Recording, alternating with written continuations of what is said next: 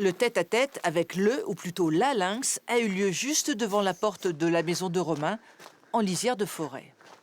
On s'est aperçu très rapidement que cette fenêtre réfléchissante, en quelque sorte, elle nous protégeait et qui ne nous voyait absolument pas. Donc on a pu faire plein d'images, ça a duré plusieurs minutes. Ensuite, il a fait le tour de la maison, puis il est revenu, etc. Donc c'était un vrai luxe pendant près d'1 heure et demie où le lynx a tourné autour de la maison, quoi.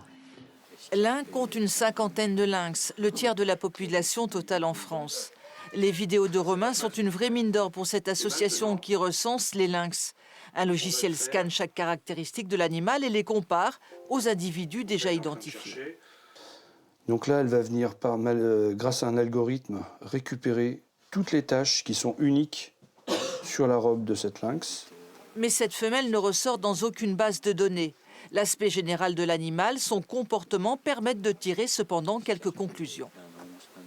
C'est un lynx qui est amaigri, qui est déshydraté. On pense que c'est un lynx qui a moins de 2 ans et un lynx pareil pourrait rechercher un nouveau territoire. Sachant que ce territoire est déjà occupé, hein, ils sont territoriaux. Sur ce secteur, on a une femelle qui est bien installée et puis un mâle qui est le mâle du secteur. Si la jeune lynx est encore dans les parages, peut-être passera-t-elle dans le champ de vision de ces appareils photo qui se déclenchent au moindre mouvement. Les chances sont minimes, car pour trouver un territoire inoccupé par d'autres congénères, la caractéristique de l'espèce, une femelle est capable de parcourir 150 km.